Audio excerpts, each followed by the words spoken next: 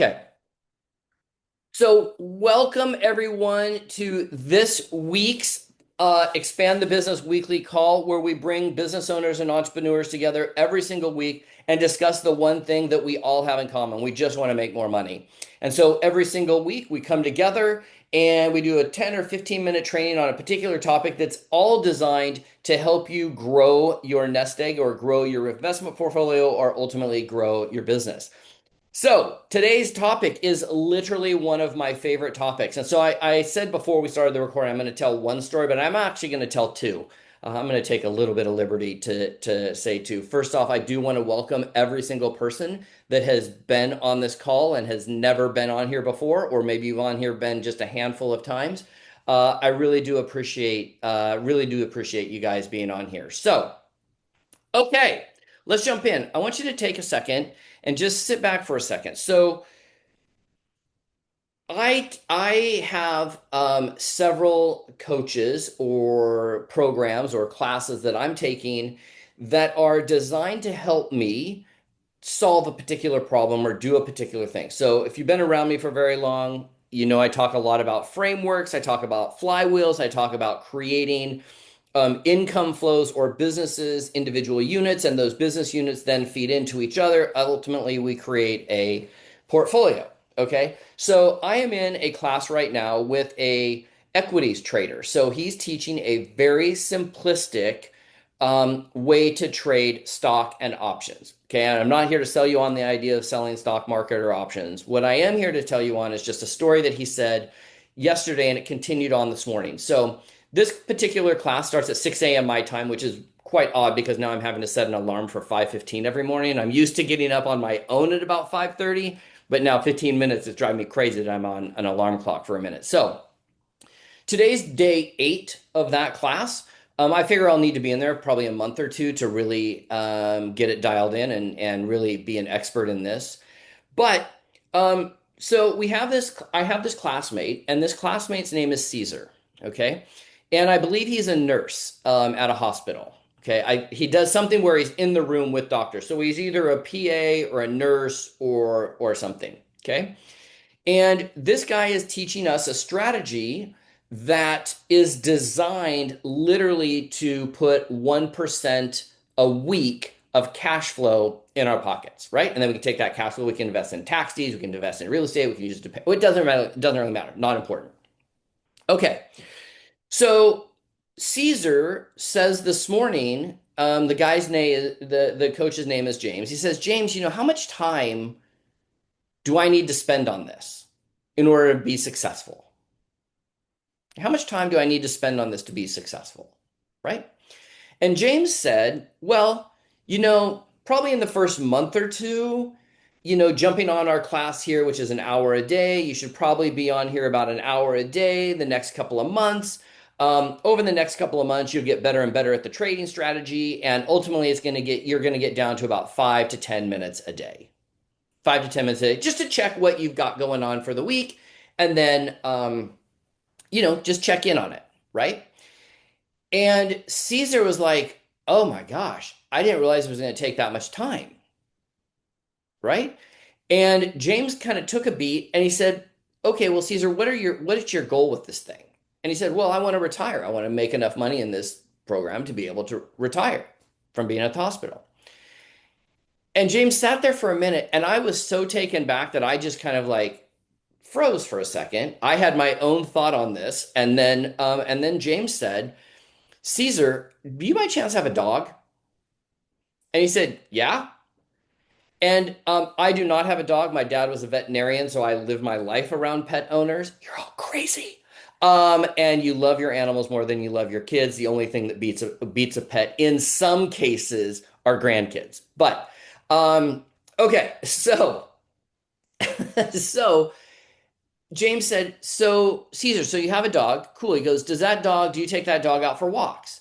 He goes, yeah, I take it out at least 2 times a day to go on a walk. He goes, okay, cool. And do you feed the dog? He's like, yeah. And he's like, well, what's the dog's name? And I think it was Buddy. I'm making that up, by the way. I think it was Buddy. Okay, cool. So you take Buddy out for 2 walks a day. You feed Buddy. Do you water Buddy? Yeah. Do you pet Buddy? Yeah. When Buddy gets sick, do you take Buddy to the veterinarian? He goes, yeah, of course. He goes, okay. Oh, by the way, it's hilarious because I'm getting a notice from TikTok that says, hey, there's 50% of the viewers that are watching right now have not followed yet. So please remind them to follow you. So this is my TikTok. Please follow me if you're following along on TikTok. Okay. I don't know. I'm learning how to do TikTok live from Ken Laterno because he does them all the time and I'm learning a little bit from him. So, um, okay. So you take the dog for a walk 2 times a day. You water the dog, you feed the dog, you play with the dog. He goes, how much time do you think you spend with the dog in a given day on the low end? And Caesar said, I don't know, probably 45 minutes an hour. And James just sat there for a second. He said, okay, so let me make sure I understand this correctly. You've got about a 10 to 12-year commitment with the life of a dog where you're willing to spend an hour nurturing and taking care of that dog and making sure that dog's okay, but you aren't willing to invest 5 to 10 minutes a day on your own portfolio that you hope is going to long outlive 10 to 12 years. And that hit me hard because one of the things that I've sort of done was build a sort of a sequence to check everything I've got going on in about a half hour a day. And so I ask you, or I submit to you, that even in your business, if you're not tending to your business, if you're not tending to your portfolio, if you're not tending to your investments, why not? It's 5 to 10 minutes. It's a half an hour. Okay. So that's just one story I wanted to just start the day with, right? Now, let's move to the second story. Second story is, and this is why today's call is, I think, going to be helpful for some people. A lot of people come to me and ask me to take a look at their business or they're going to acquire businesses. We did this literally, I did a call yesterday where a young gal was asking me to look at a business that she's looking to acquire. And I went into like 37 different ways that that business could make more money from just the surface on what was not being done. And it really got me thinking about how many hidden streams of income are in every single one of your businesses that you may not be paying attention to. And if we took some time and we looked at the business itself, are there opportunities that we might be missing or looking over, or maybe we never thought of? Right? And so that's really the topic of the day today, hidden business, hidden money inside your business. And the reason this sort of came from my point of view is a lot of people that I work with that are part of our Platinum Inner Circle hear me like spout off 37, 40 different ways for people to make more money in their business, whatever the business is. And then at the end, they're like, well, how do you come up with all this stuff? How do you come up with all these ideas? And it's just training. So one thing that you could do starting today to train your brain on how to look for opportunities in your business and others is to, and I'm so mad, I just looked before we started this and it's not in here. Oh, I do have one. Pretty much within arm's reach, anywhere I go is a little notebook and a pen. And when I do business with someone, I look at somebody's business, I go out to eat, I go to a gym, I go to an embroidery shop, anywhere I go, I'm always looking and asking myself the question of, if I bought this thing tomorrow, how would I make more money? I keep track of what the business is doing that I think is doing really well. What is the thing that I think they could be doing better? Are there hidden streams of income? Does one stream of income work for this business, but not over here? And so I'm going to invite you to start thinking about or looking at other people's businesses that you go to every day. The person that cuts your hair, your bookkeeper, your travel professional, one of your coaches. Look at what they're doing, look at what they're not doing, and be asking yourself what's working, what's not working. So I took some notes down because I think this topic is just so vitally important. And so I'm going to roll through these because I want to give you some 10-minute moves, some things you can do in 10 minutes to jumpstart this thing. So thank you, Helen. Helen is joining us on the TikTok. Rose, thank you for joining us on TikTok as well. And thank you guys for tapping the screen and hitting the like button, the little heart thing. It's awesome. Oh, there we go. Hearts are going crazy. Ray's on here as well. Okay, I'm not paying attention to TikTok as much only because I got notes over here, guys. So How to find money you're already missing. Most business owners think that growth means finding more leads, but often the fastest money is already sitting inside your existing business. I see this all the time. It's in existing customers, it's in past customers, it's in old leads, it's in contacts, it's in your referral partners, it's in your email list. Those of you that are not building an email list, stick around. I'm going to try to convince you over the next 6, 12 months that the email list is probably the most valuable thing that you could be building. It's in your different communities, whether you're building meetup communities, whether you're building Facebook groups, whether you're building LinkedIn groups, YouTube communities, okay? Circle communities, school communities, the community program inside of Go High Level, right? Those communities. Now, listen, this ties into sort of everything, at least from my point of view, that I do across all the businesses that I have a piece of or that I have a part of, or even our platinum inner circles. And we're always looking to where are the hidden opportunities. Okay. So most entrepreneurs, most business owners are always looking for the next customer, the next marketing strategy, the next lead. But what if the next $10,000 is already sitting inside your business? The next $100,000 is sitting already inside your business. The problem is most businesses don't have a marketing problem. What they have is a follow through problem. Okay? So I want to spend just a couple of minutes today focusing in on your database. Okay? Just your database, okay? How many people are currently sitting in your phone that know, like, trust, and remember you? So I talk a lot about know, like, and trust. That's one that a lot of people talk about, but do they remember you is also a component. Now, in your phone, there's a much higher likelihood that somebody's going to remember you. So most people will have hundreds of contacts in their phone. Most businesses will have a bunch of past customers. They left you because somebody died, they didn't know you cared, they got sucked away by a competitor. Whatever the reason is, they left. Okay? Old conversations. I am guilty of this because I do a lot of texting every single day. I try to reach out to people. Sometimes those conversations get missed. The follow up doesn't get mixed. I get lost in the conversation. Maybe there's even opportunity in people that said, not right now, right? Many of you, I don't know if you can see it on this. Can you see it on this? Oh, yeah.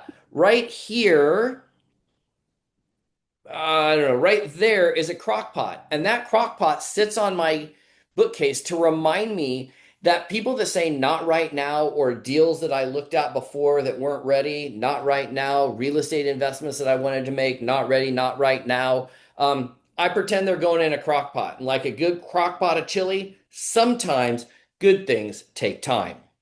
Okay. So those could be some opportunities, but you never created a system or a process to stay connected to these people, right? So let's just think about this for a second. Um, a contractor has 1,000 past customers. If they reconnect with just 10% and generate 10 additional jobs, right? That's real revenue without spending a single dollar on an ad, without putting one more truck magnet out, without going to one more Chamber of Commerce meeting. So they got 1,000 past customers. They reconnect with only 10% of them, which is 100.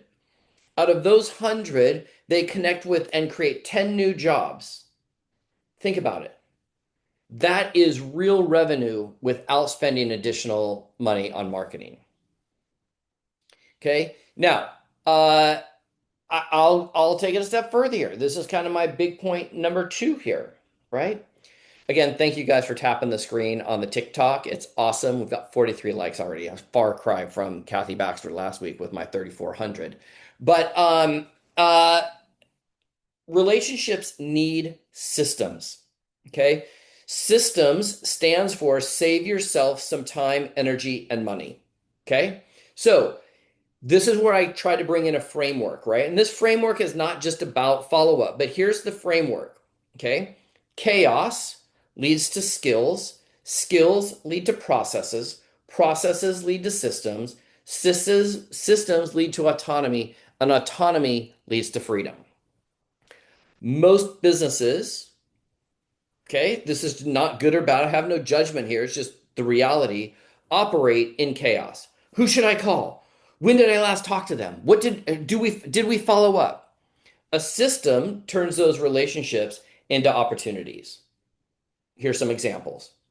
Monthly customer check-ins, birthday messages. Literally, I just celebrated a half birthday. How do I know that? Because four people sent me half birthday cards, right? So this card came to me in the mail. It was a half birthday card, right? It was really cool. It's sitting on my desk. Jill sent me a half birthday card. How do I remember Jill? Because she sent me a half birthday. This is just a system. By the way, it's really actually kind of funny. There was a cookie attached, a big giant chocolate chip cookie, and I only have a picture of the card now because the cookie is on my hips. Anyways, so birthday messages. Some people use Facebook as a birthday message system, right? Referral campaigns, appreciation gifts. I have a client that is going on a major podcast today. They're shooting the episode. For those of you that didn't pick, I can't wait to tell you about it because one of our pick members is literally on a podcast that almost everybody probably on this live has heard of or at least seen. I could not be more thrilled. And I already saw the thank you gift that they are going to give the host when it's done, and he's going to be blown away, right? So appreciation gifts. Educational emails. We talk a lot about this in terms of a newsletter. What does a newsletter actually do? It's just nurturing people to understand how you and your business thinks and operates and just continuously stay in front of those people. Doesn't mean you need to sell something every single time you send out an email, but educational emails are huge because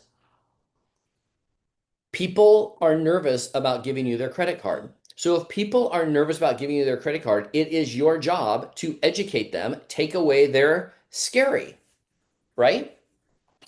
So, so Diego, it's very funny. So here's what's really interesting about TikTok, and I watch other people's TikTok lives, and I was like, how do they think this thing's through? So Diego is on my TikTok live asking people to follow him, which is awesome. So maybe Diego has followed me. I don't know. I'll look afterwards, but I appreciate the marketing, right? So I appreciate the marketing on that for himself, which is kind of cool. So community touch points. Are you doing something in your community, whether that's your church community, whether that's your local community BNI or chamber, or I literally just joined, I should give a shout out to these guys because I just joined them. I didn't even know this existed here in Los Angeles, but I just joined the Mayflower Club, which is a social club. Okay. Now, what's really cool about the Mayflower Club, now that I'm a member, is that we have access to use the social club building to hold events. So I'm holding an event August 22nd for a small group. It's going to cost me $100 to use a room. They've got a full bar in there. So maybe there's a social club in your area, in your neck of the woods. I had no idea this thing even existed in Los Angeles, but now it's a way to get in front of the community. Okay. So here are your 10-minute money challenge. We can call them your 10-minute money move. 10-minute money move. Here you go. I'm going to ask you to do this right now. If you are at your computer, grab a pen, grab a piece of paper. I don't care if it's a scratch piece of paper. If you're on your phone, and you're driving, please don't do this. Come back and watch the recording or whatever. Now, here's the deal. Quickly, like no joke, no thinking, just quickly jot down 10 past customers, 10 old prospects, and or 10 people that are just coming to mind in your network, right? 10 people that are coming to mind in your network, right? I want you to write 10 past customers, 10 old prospects, 10 people in your network. Now, here's the deal. As you're writing those, when you get to 10, just circle 5. Just circle 5. Okay, so you got 10 written, circle 5. Now, here's the deal. Just reach out to those 5 people sometime this week. That's one a day. That'll take you less than 30 seconds, right? I have a client right now. She is about to jump on a river cruise. Her name is Shanta. She is the travel professional producing our investors cruise.